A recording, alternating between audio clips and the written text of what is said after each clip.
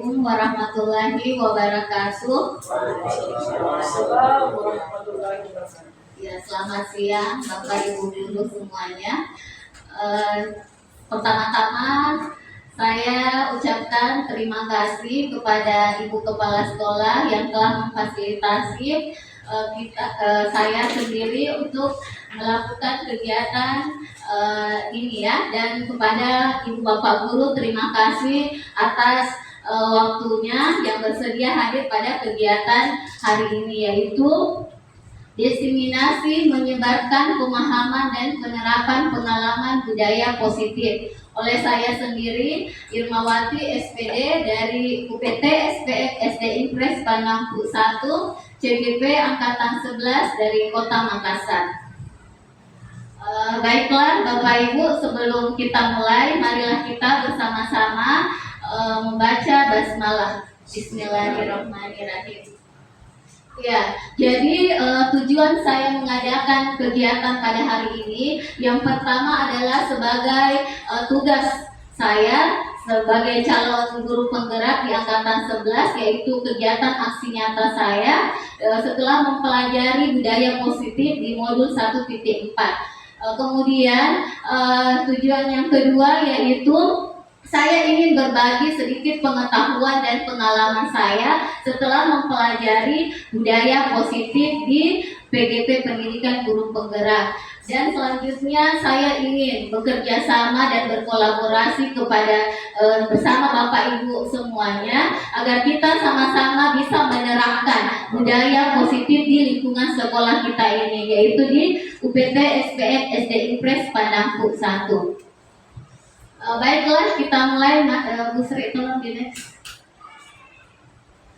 Ya, seorang guru yang baik harus memiliki kemampuan dalam mewujudkan budaya positif di sekolah. Budaya positif tersebut dapat dijalankan dengan menerapkan konsep-konsep inti seperti, jadi di sekolah kita ini sudah ada ya budaya positif yang kita terapkan, yaitu misalnya 5S. Apa itu? Senyum, salam, sapa, sopan, dan santun.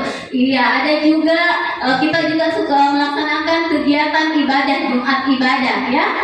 Kemudian ada juga kegiatan-kegiatan keagamaan yang lainnya yang sudah kita lakukan. Budaya tabik juga kita laksanakan sebagai budaya dari Kota Makassar ya.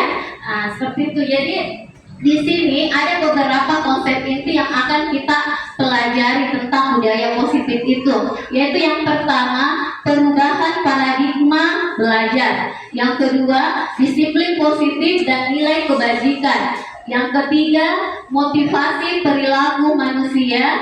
Yang keempat, keyakinan sekolah atau kelas. Yang kelima, kebutuhan dasar manusia. Keenam, posisi kontrol guru. Dan yang ketujuh, segitiga restitusi. Mungkin dari ketujuh ini sudah tidak asing lagi untuk Bapak Ibu guru. Biasa mendengar tentang disiplin, motivasi ya. Atau ada yang mungkin belum pernah mendengar dari salah satunya. Apa itu?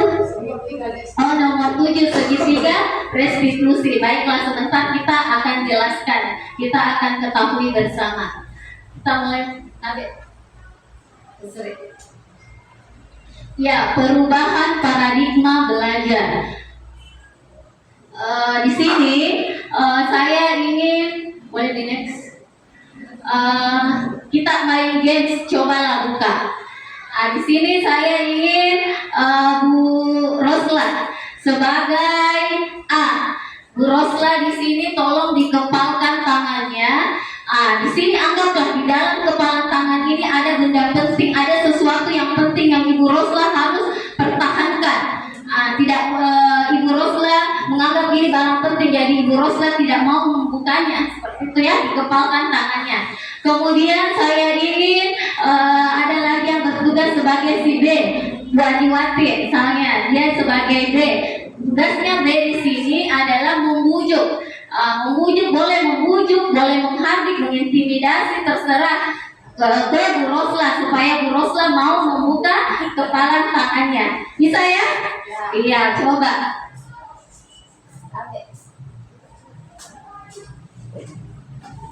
Ibu Rosla cantik, sehat-sehat, selalu apik di kepala tangan, tak bisa sedih ya kan?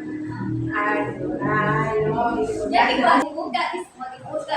kalau Kita ya kita sendiri. boleh dibuka. Ya, coba saya lihat dulu.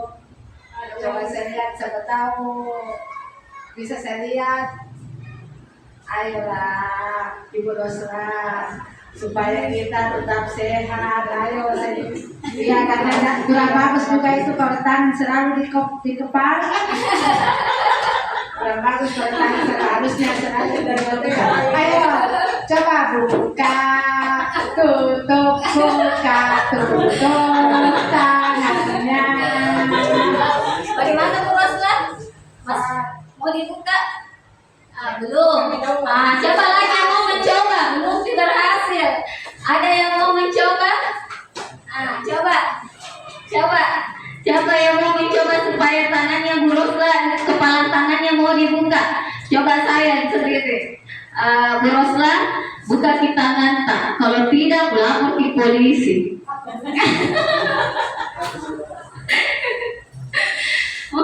Bukan sih, kalau tidak aku lapor gitu. Tidak mau, masih tidak mau. Saya. Oh, ibu saya. Coba dulu, mana dompet? Coba cerita. Bu Rosla, apakah Ibu mau membuka telapak tangan? Kenapa? Saya ingin mengetahui apa tujuannya sehingga meminta saya untuk membuka kepala tangan saya. Oke. Kalau saya katakan saya akan memberikan uang kepada Ibu, tapi tangannya diterima dengan telapak tangan. Ya? Akan dibuka? Kenapa? Saya tidak setuju dengan hadiah. Saya pakai uang atau dompet. Jadi seperti itu. Ya. Belum berhasil. Belum berhasil. Baiklah, masih ada Bapak Ibu yang mau mencoba supaya Bu Rosla. Oh iya, coba Pak Edi. Ya, jadi tadi uang nih, begini Bu. Kalau dikenal utang, dipercaya. Kalau kita bukan kita minta, saya traktir cuma dulu. Bukan tangan dulu, karena saya lihat di situ, dan lama-lama di situ bukan tangan. Kenapa dari bukan tangannya Bu? Dia bisa kasih di belakang, tapi tadi pakai tangan yang dibuka. Saya tidak akan membuka jika belum memberi tanda-tanda. Apa? Begini Bu, memperbaiki data sertifikasi tak, bukan gitu. Membuka.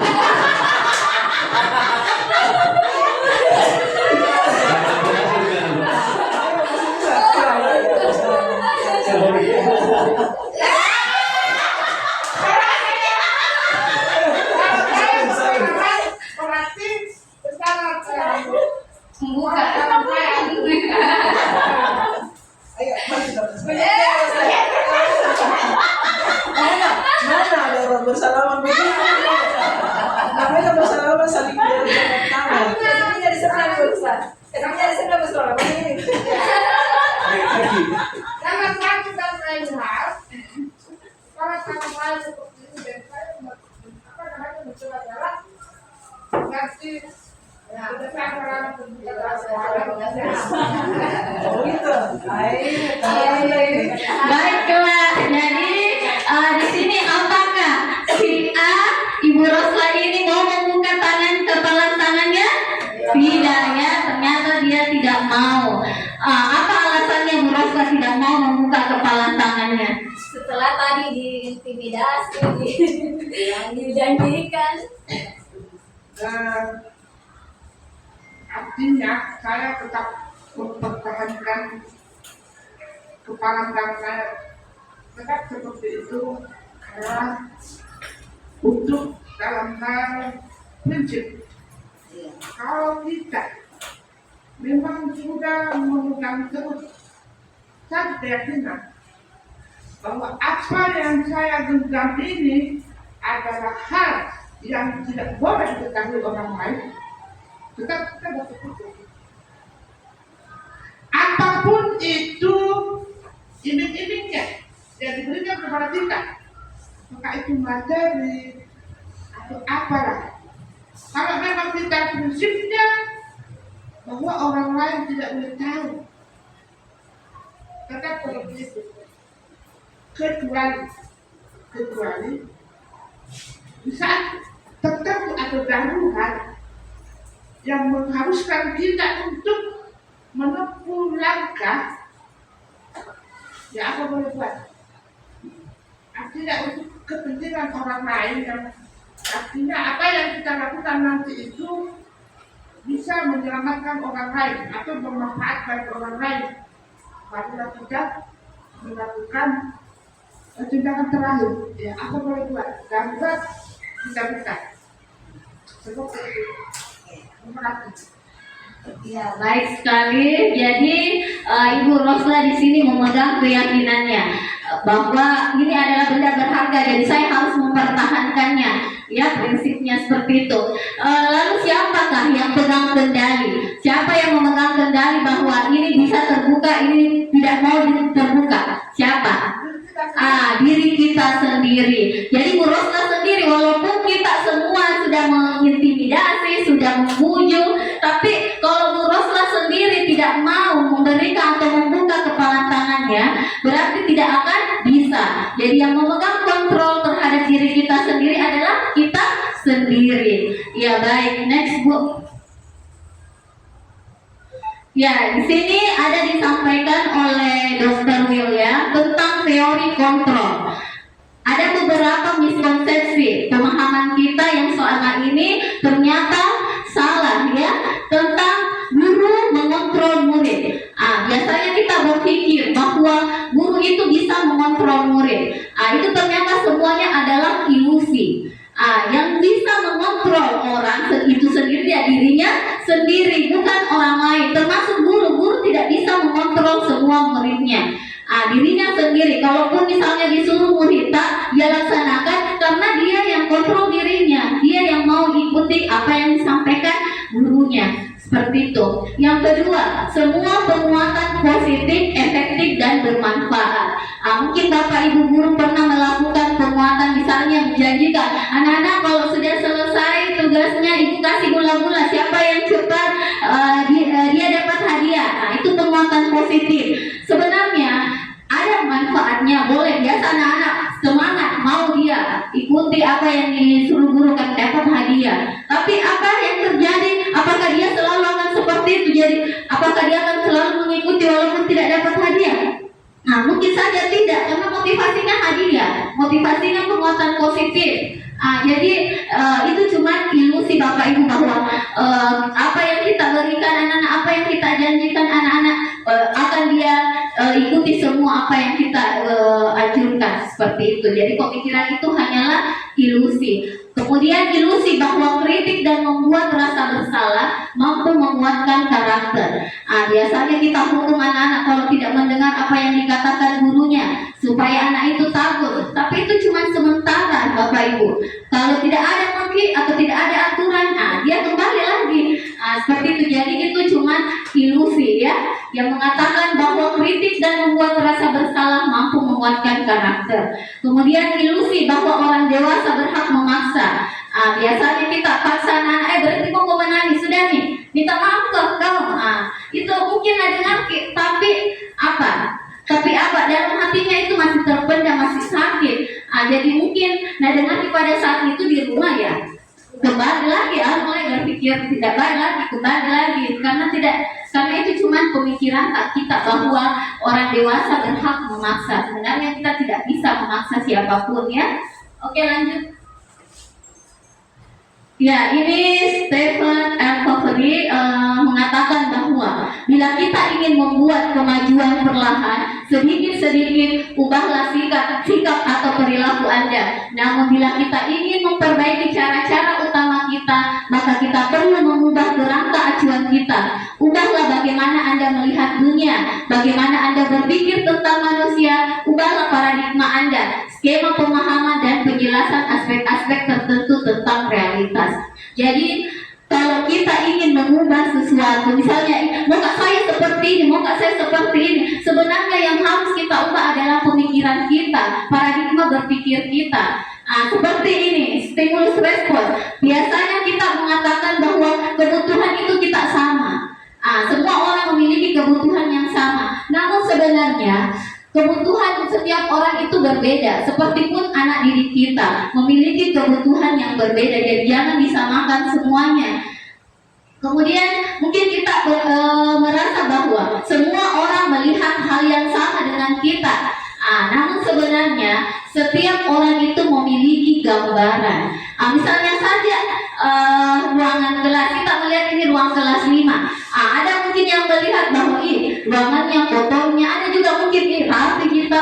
Seperti itu, kita memiliki gambaran yang berbeda ketika kita melihat sesuatu. Yang ketiga, kita mencoba mengubah orang agar berpandangan sama dengan kita. Padahal yang sebenarnya kitalah yang harus berusaha memahami pandangan orang lain tentang dunia. Kita yang harus mengubah paradigma berpikir kita, ya. Tentang perilaku buruk itu dilihat sebagai suatu kesalahan. Padahal semua perilaku itu memiliki tujuan. Jadi jangan dibilang kau nakal kok, salah kok.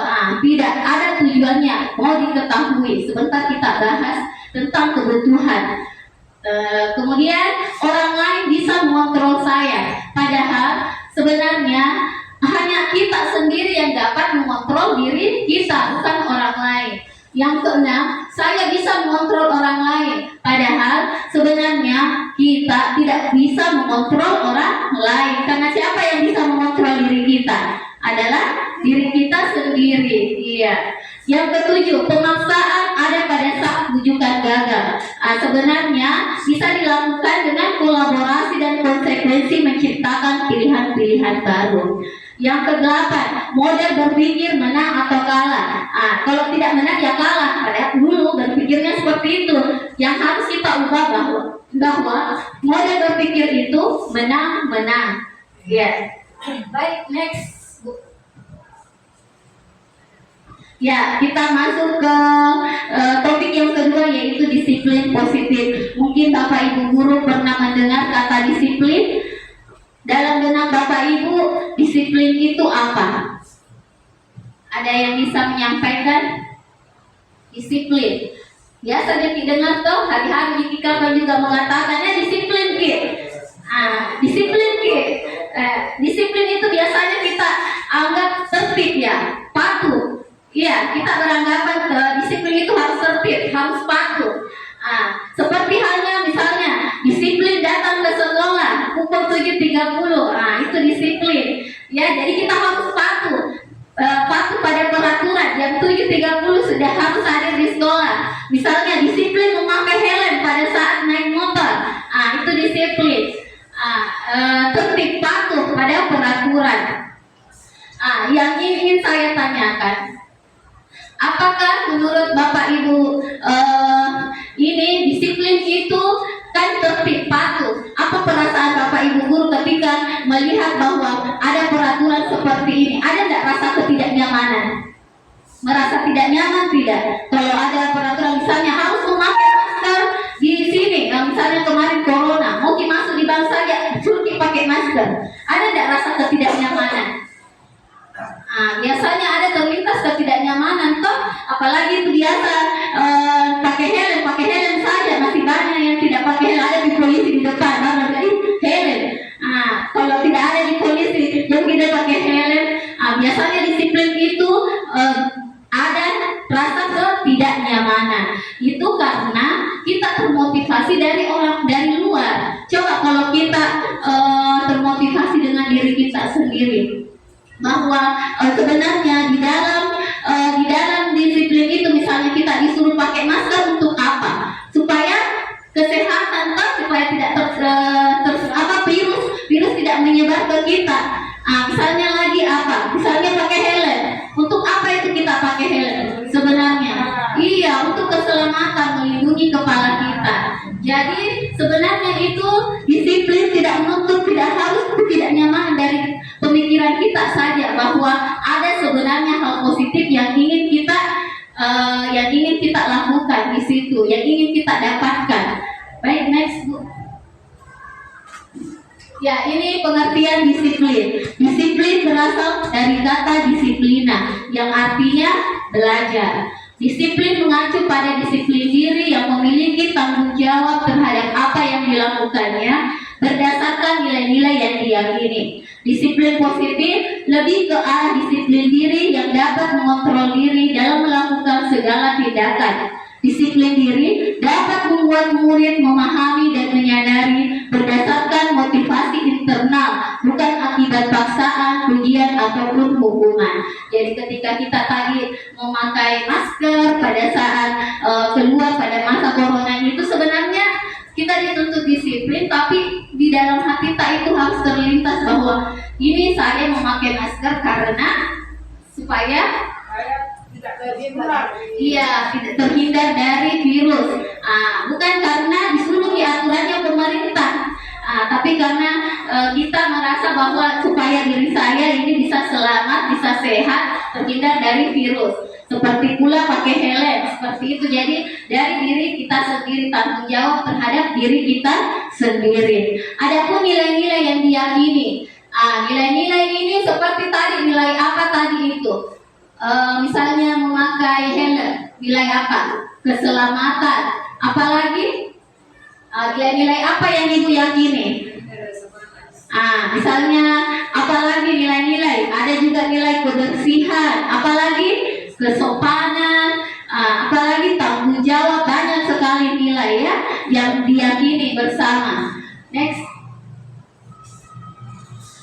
Inilah nilai-nilai kebajikan. Nilai-nilai kebajikan adalah nilai yang disepakati bersama, lepas dari suku, bangsa, agama, bahasa maupun latar belakangnya. Di sini kita kenal nilai-nilai yaitu ada di profil pelajar Pancasila. Yang pertama yaitu beriman, bertakwa kepada Tuhan Yang Maha Esa, berakhlak mulia. Kemudian mandiri, berkebinekaan global, bergotong royong, kreatif, dan bernalar kritis. Ini juga tertuang tentang keselamatan, kebersihan, tertuang di profil pelajar Pancasila. Oke, next. Baik, lanjut ke motivasi perilaku manusia. Bapak Ibu pernah kan mendengar kata motivasi? Motivasi biasa kan? Iya, motivasi itu sebenarnya ada dua, yaitu motivasi eksternal dan motivasi internal. Motivasi eksternal apa itu, Bapak Ibu? Motivasi yang berasal dari luar. Iya, motivasi eksternal itu berasal dari luar, luar diri kita. Sedangkan motivasi internal apa?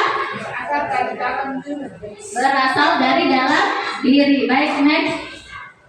Ya, ini 3 motivasi perilaku manusia. Yang pertama, untuk menghindari ketidaknyamanan atau hukuman. Menurut Bapak Ibu, ini termasuk motivasi eksternal atau internal? Eksternal. Motivasi eksternal, iya, menghindari hukuman dari orang lain itu eksternal ya, motivasi eksternal. Yang kedua, untuk mendapatkan imbalan atau penghargaan dari orang lain. Menurut Bapak Ibu dia internal atau eksternal? Eksternal. Iya, eksternal. Jadi mendapatkan imbalan atau penghargaan dari orang lain itu merupakan motivasi eksternal dari luar ya. Sedangkan yang ketiga yaitu untuk menjadi orang yang mereka inginkan dan menghargai diri sendiri dengan nilai-nilai yang mereka percaya. Ini eksternal atau internal? Iya, internal. Jadi nilai-nilai yang kita yakini ini bisa memotivasi kita dan sifatnya ini lama karena kita berasal dari dalam diri kita sendiri. Tapi kalau motivasi eksternal yang dari luar itu sementara. Misalnya Bapak Ibu, ketika kita misalnya memberi imbalan atau penghargaan kepada orang lain, misalnya ini anak tak dikasih dijanji gula-gula, hari ini melaksanakan tugas kasih gula-gula, besok masa mau seterusnya, pasti dia terus berharap ya. Jadi kalau tidak dikasih nih hadiah, mungkin dia tidak akan melakukan karena yang dia harapkan adalah hadiah atau imbalan.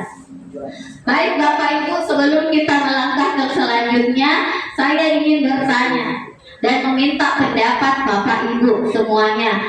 Misalnya ya, di sekolah kita ini tidak ada peraturan yang mengatakan bahwa kita harus pergi mengajar tepat waktu, atau maksudnya tidak ada aturan yang mengatakan bahwa pukul 7.30 kita harus hadir di sekolah. Misalnya ya, tidak ada ibu kepsek yang menilai kinerja. Apakah Bapak Ibu guru akan tetap hadir tepat waktu, akan tetap hadir melaksanakan tanggung jawabnya?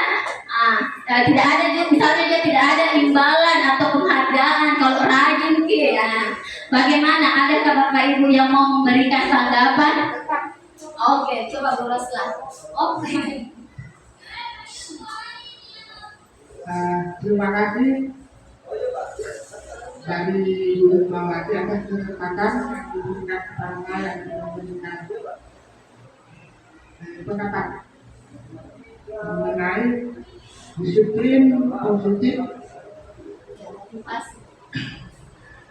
Kalau menurut saya ada atau tidaknya, misalnya katakan apakah ada imbalan atau tidak ada imbalan atas ketepatan waktu kita datang mengajar, yang kita tetap datang mengajar tepat waktu.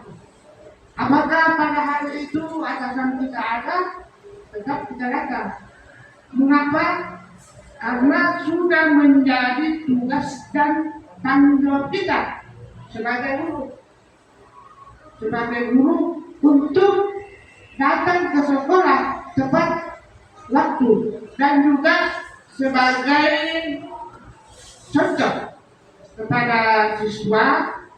Nanti kalau tidak lanjut itu memberikan contoh kepada siswa bahwa guru datang tepat waktu, sehingga memberikan motivasi kepada siswa lain. Jadi inti dari sini adalah karena sudah menjadi tugas dan tanggung jawab kita.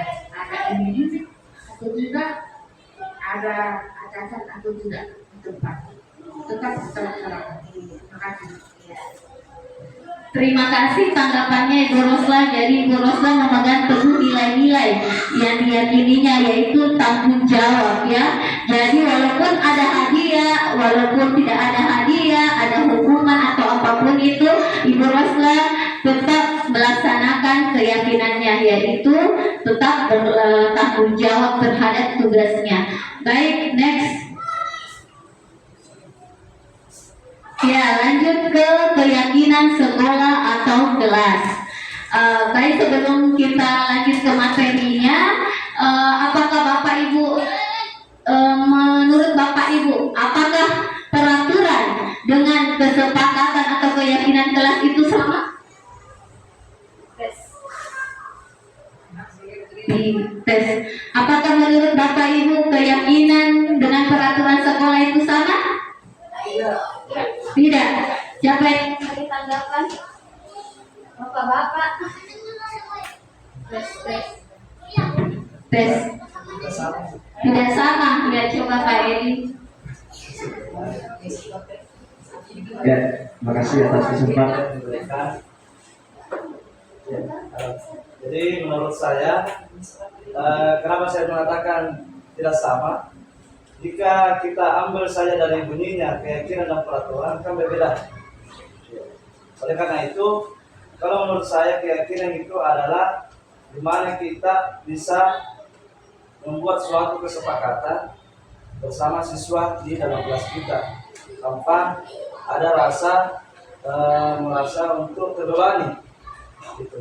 Sedangkan kalau peraturan, di mana kita yang membuat peraturan tanpa ada pembicaraan ke siswa kita, apakah dia setuju atau tidak, langsung kita menentukan aturan tentang apa yang akan dilakukan di kelas.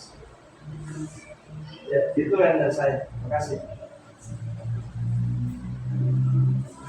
Terima kasih atas jawabannya dari Pak Edi. Jadi sepakat ya bahwa peraturan dengan keyakinan itu berbeda, jadi tidak sama ya. Oke, next.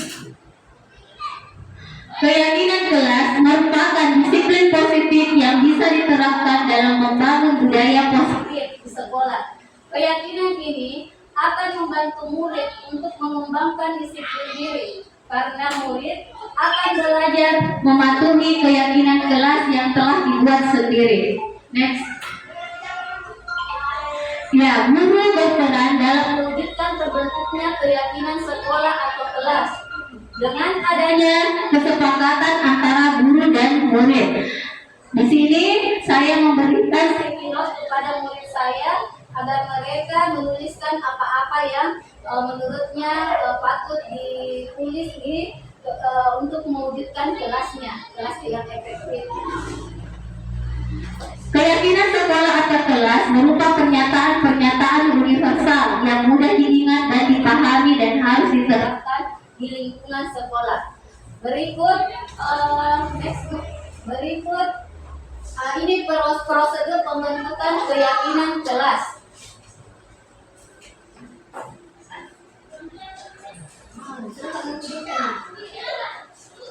Ya, 1. Mempersilahkan murid-murid di kelas untuk bercurah pendapat tentang peraturan yang perlu disepakati di kelas. Tadi saya contohnya itu memberikan sticky note kepada peserta didik saya, masing-masing nanti menuliskan apa-apa saja yang ingin dibuat, peraturan apa yang ingin dibuat di kelasnya, seperti itu. Jadi melibatkan peserta didik kita ya Bapak Ibu.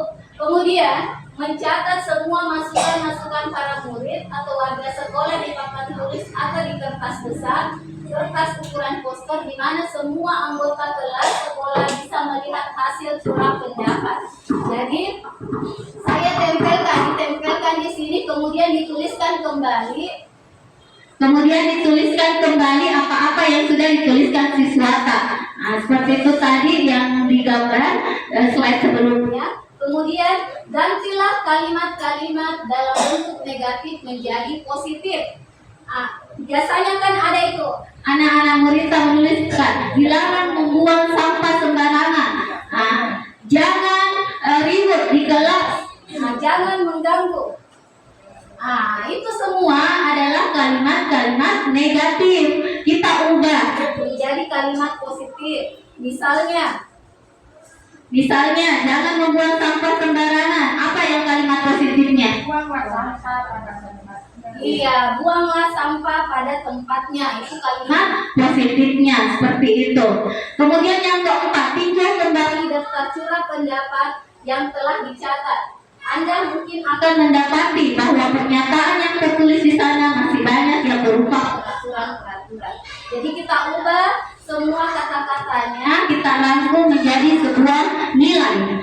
Misalnya tentang buanglah sampah di tempat sampah. Apalagi misalnya laksanakan ya, jagalah kebersihan. Laksanakan piket kelas. Itu semua nilai apa di situ? Nilai kebersihan. Jadi kita rangkum saja menjadi sebuah nilai. Jadi kita bisa tuliskan di situ kebersihan. Saya meyakini bahwa kelas saya menjaga kebersihan, seperti itu. Ya, nilainya saja, tidak usah terlalu banyak peraturannya, kita rangkum saja tentang misalnya disiplin. Ada yang bilang kerjakan tugas tepat waktu, datang atau hadir di kelas tepat waktu. Itu kan bisa menjadi sebuah nilai disiplin. Seperti itu Bapak Ibu. Lanjut. Tidak ada ini. Belum timbul. Nextnya kembali dulu saja. Ya, setelah keyakinan sekolah atau kelas selesai dibuat, maka semua warga sekolah dipersilahkan meninjau ulang dan menyetujui dengan menandatangani keyakinan sekolah atau kelas tersebut, termasuk guru dan semua warga. Jadi boleh anak-anak disuruh tanda tangan. Kalau tidak bisa anak mereka tanda tangan, kasih ucap jempol. Kemudian ditempelkan di dinding kelas. Seperti itu supaya bisa lihat semua siswata. Oke, lanjut. Kebutuhan dasar manusia. Inilah semua diketahui bahwa kita ini sebagai manusia memiliki kebutuhan yang berbeda. Ya, lanjut. Kebutuhan dasar manusia Merupakan sesuatu yang kita lakukan untuk mendapatkan apa yang kita inginkan. Seluruh tindakan yang kita lakukan memiliki tujuan. semua usaha terbaik yang kita lakukan agar kebutuhan dasar kita terpenuhi. Dengan baik. Lanjut. Ya, inilah 5 kebutuhan dasar manusia. Yang pertama apa Bapak Ibu? Ya, kita sama-sama supaya semangat tidak mengantuk. Apa yang pertama Bapak Ibu? Iya, kebutuhan bertahan hidup. Yang kedua apa Bapak Ibu? Iya, Yang ketiga apa? penguasaan, mau berkuasa. Yang keempat apa? Kebebasan, Yang kelima apa Bapak Ibu? Ya, kesenangan. Lanjut Bu. Ya, di sini ada kasus, kita mau lihat kebutuhan apa sih yang dibutuhkan oleh anak ini. Di sini Ibu Sulaika, guru Kelas 3B sedang bingung menghadapi ulah salah satu murid di kelasnya, yaitu Tommy. Beberapa anak telah mengeluhkan Tommy yang seringkali meminta bekal makan siang mereka dengan paksa. Jika Anda menghadapi situasi seperti Ibu Sulaika, apa yang akan Anda lakukan? Menurut Anda, kira-kira apa alasan Doni melakukan bukan hal itu. Jadi pada Doni ini Tommy ya? apa alasannya Tommy? Jadi kita mesti mengetahui apa alasan atau apa kebutuhannya sebenarnya ini Tommy, sehingga dia mengambil bekal temannya. Next Ibu.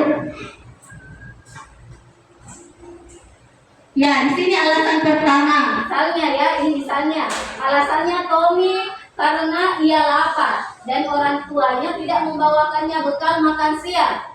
Maka sebenarnya kebutuhan Apa di sini Tommy? Kebutuhan kebutuhan bertahan hidup atau survival. Kebutuhan bertahan hidup itu kan sama dengan kebutuhan primer ya.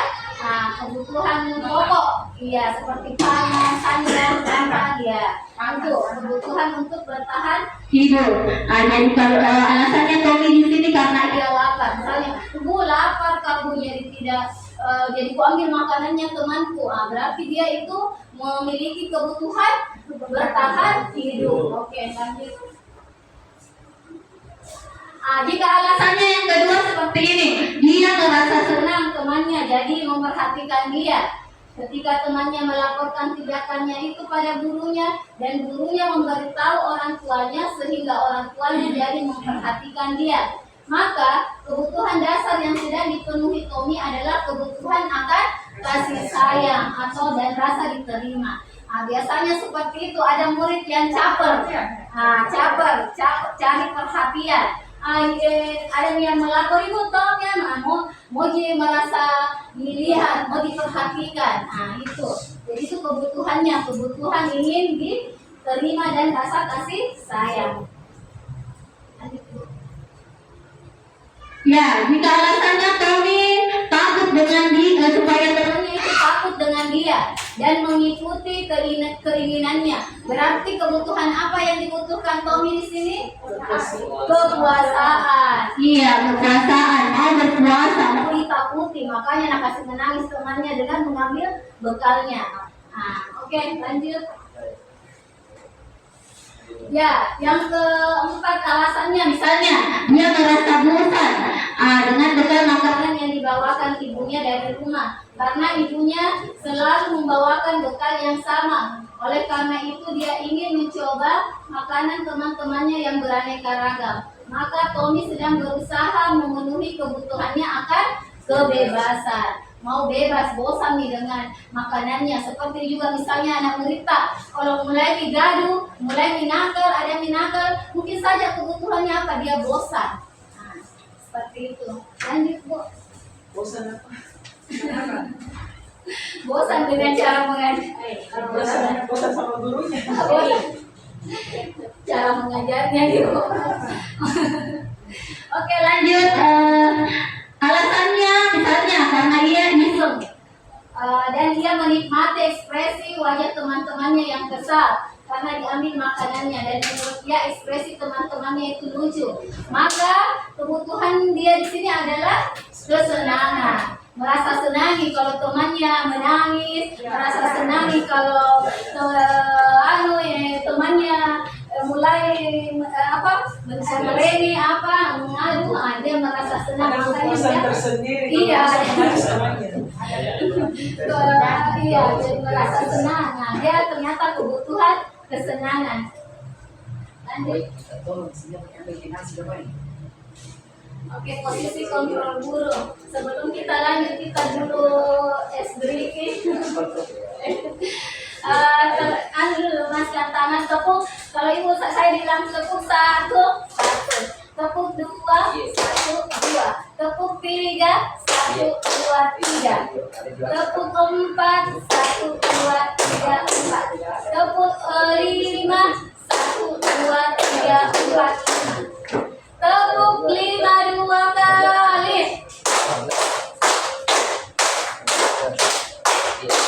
Iya, tepuk 3. Iya, tepuk 2 3 kali. Oke,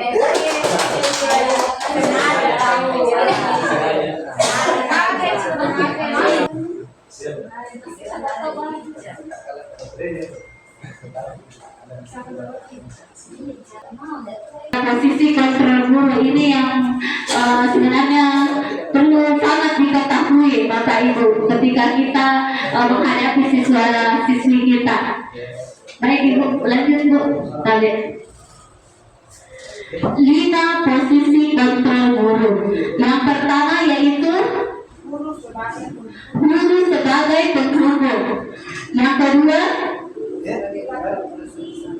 guru sebagai pembuat merasa bersalah. Yang ketiga, guru sebagai teman. Yang keempat, guru sebagai pemantau. Dan yang kelima, guru sebagai manajer. Kira-kira Bapak Ibu guru berada di posisi mana ini? Ya, kita mau tahu yang sebenarnya guru sebagai penghubung yang mana. Siapa tahu Bapak Ibu termasuk saya masuk ke dalam guru sebagai penghubung. Guru sebagai pembuat merasa bersalah, guru sebagai teman, dan sebenarnya yang paling bagus di sini Bapak Ibu guru sebagai manajer. Tapi kalau tidak bisa, bolehlah kita sebagai pemantau. Kalau bisa sebagai teman. Di sini ada sebenarnya positif negatifnya ya, tapi kebanyakan itu negatifnya di penghubung dan berbuat rasa bersalah. Oke, kita lanjut Bu. Ya, inilah 5 posisi kontrol. Pada saat guru sebagai penghubung, dia akan berbuat seperti ini: menghardik, menunjuk-nunjuk, menyakiti, menyindir. Dia akan berkata, kalau kamu tidak melakukannya, awas ya, kucubit kok. Itu guru sebagai penghubung. Apa yang terjadi? Muridnya menjadi memberontak, menyalahkan orang lain, berbohong, bukan saya Bu, bukan saya. Biasanya begitu, kau yang tadi nakal, kau yang tadi curi teman, bukan saya Bu, dan tidak mau mengaku. Seperti itu, dia berbohong, memberontak, bukan saya bukan saya Bu.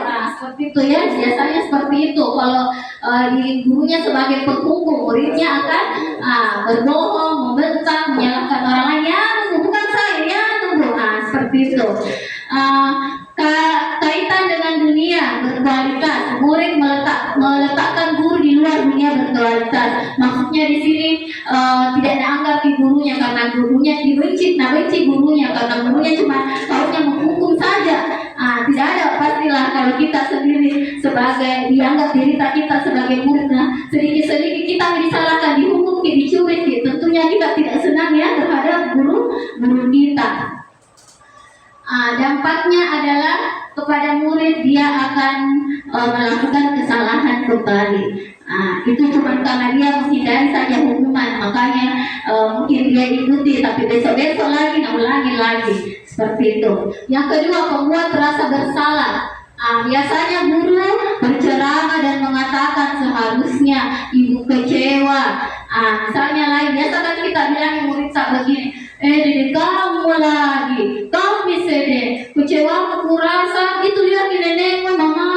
katanya mau bekerja, nah kamu begitu lagi, nakal lagi. Nah itu membuat rasa bersalah.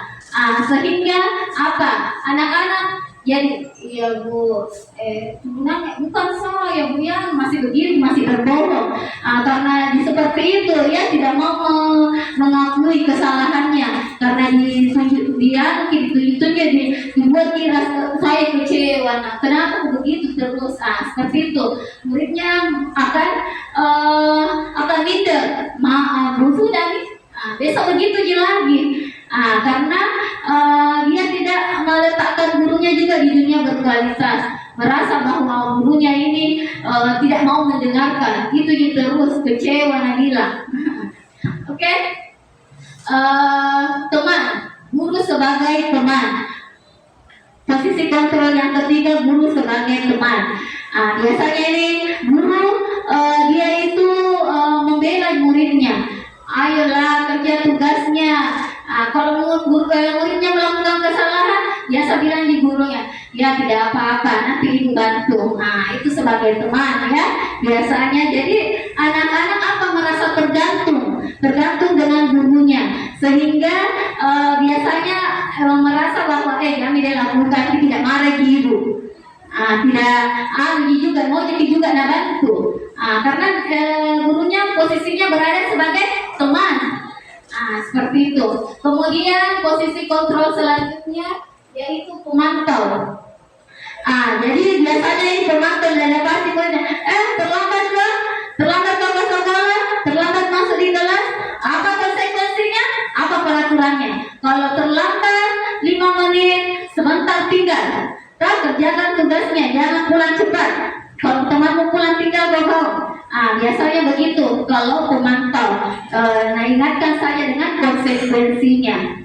Itu pemantau. Kemudian yang kelima yaitu posisi manajer. Posisi manajer ini biasanya dia mengajukan pertanyaan. Pertanyaan itu ketika dia bertanya juga tidak kasar, tidak menuntut. Biasa saja, misalnya apa alasan kenapa tidak datang terlambat? Tidak apa-apa. Nah, ibu juga biasa terlambat, biasa melakukan kesalahan. Seperti itu manajer.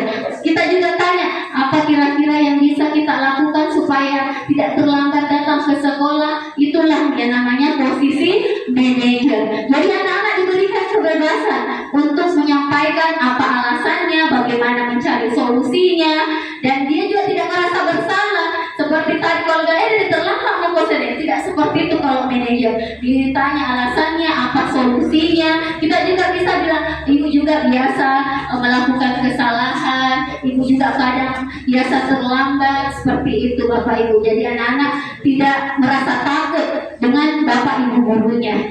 Oke, bisa dipahami? Oke, lanjut. Ya, inilah contoh penerapan 5 posisi kontrol penghubung. Biasanya Bapak Ibu adakah yang biasa mengatakan berdiri dengan sebelah kaki di depan kelas kalau tidak kerjakan tugas? Ada enggak? Jujur saja saya biasa. Iya, sebenarnya itu pendidikan zaman kolonial. Kita juga guru tanah kasih begitu, jadi terbawa biasa. Sebelum, jadi sekarang kan kita sudah mengetahui posisi kontrol yang mana yang terbaik. Jadi bisalah kita menerapkan posisi kontrol yang terbaik. Misalnya manajer. Kalau nggak bisa, baik ke pemantau atau teman, ya, supaya penghukum ini tidak ada lagi Bapak Ibu guru, supaya tidak ada lagi tipe-tipe guru yang suka menghukum. Karena terbawa lagi juga nanti tuh mereka juga begitu nanti kalau kita masih begitu lanjut membuat merasa bersalah. Biasanya guru mengatakan seperti ini, sekian kali ibu sudah ingatkan, kamu senang yang melihat ibu terus-terus bertindak seperti ini. Ibu kecewa sekali sama kamu. Seperti itu. Jadi itu adalah membuat merasa bersalah. Lanjut Bu. Kalau diam-diam psikolognya? Kalau diam-diam tidak bicara-bicara Bu. Iya. Mau ditahu itu kenapa? Oh, itu.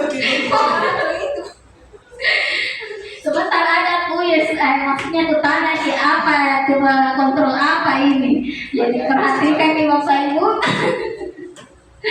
Teman, ayo dong kamu kerjakan tugasnya. Nanti kalau sudah selesai kita main games. Nah, biasanya teman posisi kontrol begitu. Nah, ya anak muridnya bermain kembali kalau sudah melakukan tugas, nah uji baik. Tapi biasanya tidak ada solusinya. Biasanya juga ibu gurunya dia yang mau kerjakan, lakukan kesalahannya, maksudnya dia yang mau misalnya terlambat tadi, dia yang atasi, gurunya mau atasi. Muridnya tidak dikasih kebebasan untuk menentukan solusinya bagaimana. Oke, pemantau, kamu sudah melakukan kesalahan dan sudah mengetahui konsekuensinya. Sekarang selesaikan dan segera kumpulkan. Biasanya ini sudah ada di pamong peraturan, tata tertib, di keyakinan kelas, kesepakatan kelas. Oh, karena ini ada di sini kalau terlambat kita kalau terlambat data sebentar tinggal ya di kelas, itu konsekuensinya. Seperti itu adalah tipe guru yang pemantau. Lanjut Bu. Ini posisi kontrol yang kelima. Manajer. Manajer biasanya dia akan berkata, apakah kamu tahu kesalahanmu, keyakinan sekolah apa yang kamu langgar, dan apa yang akan kamu lakukan untuk menyelesaikannya. Jadi di sini tidak ada marah-marah, tidak ada membuat rasa bersalah, tidak ada menghakimi. Dia di sini ingin agar anak muridnya mengetahui apa sebenarnya yang bisa dia lakukan untuk memperbaiki kesalahannya, apa alasannya sampai dia melakukan seperti itu. Ya, lanjut Bu. Ya, ini Bapak Ibu, saya mau bertanya ke Bapak Ibu, posisi kontrol apakah aku? Saya kecewa sekali dengan kamu. Dia posisi kontrol apa Bapak Ibu? Apa? Membuat rasa bersalah. Atas? Salah, rasa bersalah. Membuat Ya, membuat rasa bersalah. Seperti itu ya, katakan saya kecewa. Itu membuat rasa bersalah. Lanjut Bu. Ini lagi, kamu tidak pernah benar melakukannya. Sekarang keliling lapangan 5 kali. Itu apa? Apa? Memantau atau menghukum? Atau apa? Penghukum. Ya, jadi ini adalah penghukum. Karena tidak ada kesepakatan Bapak. Kalau pemantau itu ada kesepakatan, ada peraturan bahwa ini konsekuensinya kalau kita langgar. Kalau ini dia langsung suruh kali di lapangan, berarti dia tipe kontrolnya penghukum. Oke, lanjut. Kalau seperti ini kira-kira bagaimana kamu akan memperbaiki masalah ini, Nak? Manajer. Apa? Teman atau manajer? Manajer. Ya, jadi ini adalah manajer. Ya, karena anak-anak diberikan waktu untuk menentukan solusi untuk mengatasi masalahnya. Ya, lanjut Bu. Ayolah lakukan demi Bapak atau Ibu. Teman, iya. Kamu terlambat 15 menit. Apakah kamu sudah mengerti konsekuensi yang dilakukan jika terlambat? Dia apa Bapak Ibu posisi kontrolnya? Pemantau. Iya, jadi dia tanyakan konsekuensinya. Baik Bapak Ibu, lanjut. Ya, segitiga restitusi. Segitiga restitusi topik yang terakhir ini posisi topik yang ketujuh. Segitiga restitusi. Ya, silahkan lanjut Bu. Tadi. Segitiga restitusi. Jadi segitiga restitusi yang tadi Bapak Ibu baru dengar ya. Ya, apa itu sebenarnya segitiga restitusi? Segitiga restitusi adalah suatu proses dialog yang dijalankan guru atau orang tua agar dapat menghasilkan murid yang mandiri dan bertanggung jawab.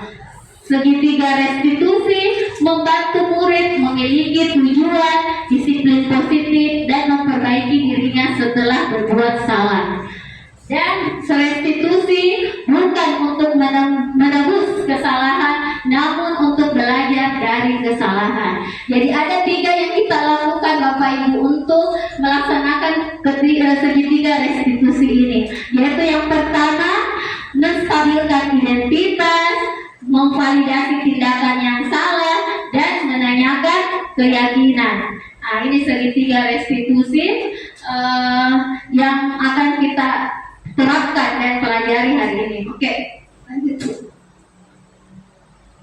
Ya, ini menstabilkan identitas. Menstabilkan identitas dilakukan berdasarkan prinsip bahwa melakukan kesalahan adalah bagian dari proses pembelajaran yang nantinya akan menggeser identitas gagal ke arah identitas sukses. Jadi menstabilkan identitas ini bukan menyalahkan Bapak Ibu, tetapi kita berupaya agar kesalahan itu bukan berarti dia sedang gagal, tapi dia menuju ke sukses. Kita bisa mengatakan seperti ini Bapak Ibu untuk menstabilkan identitas anak ketika dia melakukan kesalahan. Berbuat salah itu manusiawi. Boleh kita katakan seperti itu. Tidak ada manusia yang sempurna. Bapak Ibu juga pernah melakukan kesalahan seperti itu. Bapak Ibu tidak tertarik mencari siapa yang salah, tapi Bapak Ibu ingin mencari solusi dari permasalahan ini. Kamu berhak merasa begitu. Jadi kalau ada anak-anak tak berbuat salah, mengadu, kita panggil, kita stabilkan dulu identitasnya, kita katakan bahwa tidak apa-apa. Nah, Ibu juga pernah melakukan kesalahan, tidak ada manusia yang sempurna. Itu posisi manajer itu, Bapak Ibu. Jadi kita di sini berharap bahwa kita bisa melakukan budaya positif itu salah satunya dengan melaksanakan segitiga restitusi dan posisi kontrol kita sebagai manajer. Ini yang bisa kita katakan untuk menstabilkan identitas. Lanjut Bu Tabet. Validasi tindakan yang salah. Validasi tindakan yang salah dilakukan berdasarkan prinsip bahwa setiap perilaku berupaya memenuhi suatu kebutuhan tertentu, sehingga guru atau orang tua akan bergeser dari pemikiran stimulus respon menjadi proaktif, serta akan lebih mengenali dan mengakui kebutuhan murid atau anak. Ini validasi. Jadi apa yang kita katakan ketika kita memvalidasi tindakannya? Yang pertama kita bisa menanyakan alasan. Kamu pasti punya alasan mengapa kamu melakukan hal itu. Kemudian padahal bisa juga kita mengatakan bahwa padahal kamu bisa melakukan yang lebih buruk, tapi kamu sudah menahan diri supaya tidak melakukan hal yang lebih. Seperti itu. Kita bisa mengatakan seperti itu ya. Kamu patut bangga pada dirimu sendiri karena kamu telah melindungi sesuatu yang penting buatmu.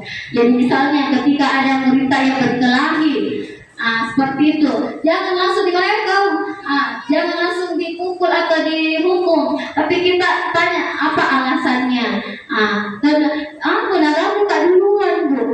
Jadi saya pukul nih. Jadi kita bisa juga sampaikan bahwa ya bagus kamu sudah mempertahankan keyakinanmu, tapi bisa saja kamu bisa melakukan hal yang lebih daripada itu. Tapi kamu sudah tahan. Jadi anak-anak itu bisa enak bicara dengan kita kalau kita seperti itu ya, mengatakan validasi tindakan yang salah. Lanjut Bu. Kemudian kita tanyakan lagi keyakinannya. Apa keyakinan kelas kita? Nilai-nilai apa yang kita telah sepakati? Seperti apa gambaran kelas yang ideal menurut kamu? Kamu mau jadi orang yang seperti apa? Jadi kalau sudah tidak tadi ditanyakan alasannya, kita bisa lagi tanya, apakah menurut kamu sudah sesuai dengan keyakinan kelas kita? Apakah menurut kamu nilai-nilai yang kamu tunjukkan itu sudah benar? Apa nilai-nilai yang tidak kamu tunjukkan? Boleh seperti itu Bapak Ibu ya. Jadi ketika ada masalah kita panggil anak kita, kemudian kita melakukan segitiga restitusi, yaitu yang pertama apa tadi? Menstabilkan identitas, validasi tindakan yang salah, dan menanyakan keyakinan.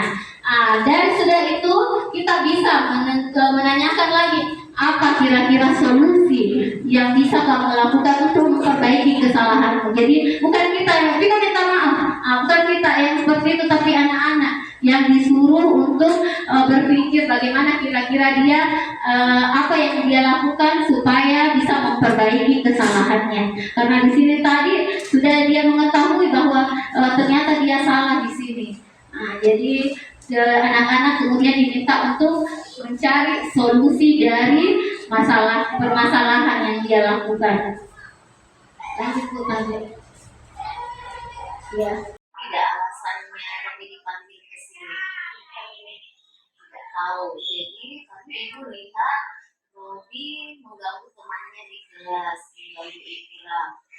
Apa alasannya Robi sampai mengganggu Ikram?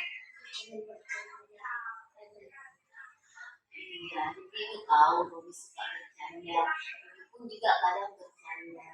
Tapi apa yang dilakukan Robi itu sudah benar tidak? Tidak ya, jadi mengganggu teman itu perbuatan yang tidak baik ya, apalagi mengganggu teman pada saat yang pelajaran. Apakah itu sudah sesuai dengan keyakinan kelas kita?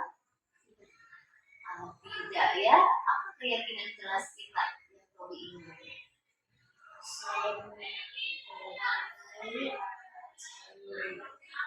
Iya, salah satunya yaitu saling menghargai. Apakah dengan mengganggu teman Robi itu sikap yang saling menghargai? Iya, tidak ya. Jadi menurut Robi, apa yang Robi bisa lakukan untuk memperbaikinya? Saya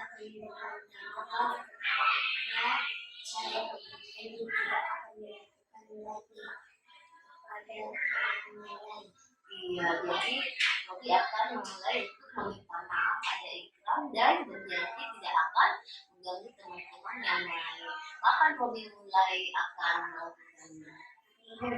Hari ini. Jadi sebentar Robi akan meminta maaf kepada Ikram dan tidak akan mengganggu teman yang lain. Iya, bagus sekali Robi. Percaya Robi anak yang baik ya. Iya, kalau begitu. Warahmatullahi wabarakatuh. Saya Kakak Robi, saya sekolah di Panapusat. Panapusat 1. Saya merasa senang karena saya diajak berdiskusi menemukan solusi. Saya tidak dihukum dan dimarahi ibu guru. Terima kasih ibu guru. Yang berkasus itu, karena setelah kita menanyakan dari tahu mensaksikan kegiatan di kelas, validasi tindakan salah dan kembali menanyakan di kelas, kita kembali di situ bagaimana apa yang kita langgar dari keyakinan kelas kita sudah sepakati. Apakah kita mau ulangi perbuatan itu? Kalau kita ulangi, bukti kita melanggar lagi. Nah, jadi kita ada membuat kembali kesepakatan kepada siswa yang bermasalah tersebut. Dan memang juga kadang ada siswa di sekolah kita itu banyak umumnya bila sudah kita kasih posisi kita sebagai manajer bahkan teman betul-betul itu anak. Tapi ada satu tips caranya supaya itu anak betul-betul bisa tertanam pada dirinya, yaitu dekati secara dari hati ke hati. Iya. Karena tidak ada itu posisi yang lain. Setelah itu yang kedua kita kembalikan doa kepada Yang Maha Kuasa. Itu tidak, tapi kita tetap berusaha dulu, ya, berusaha dulu. Jadi itu mungkin sudah terjawab juga dan bisa saya tambahkan pertanyaan dari Bu Rusla dan Pak Heru. Saya kembalikan sama dulu.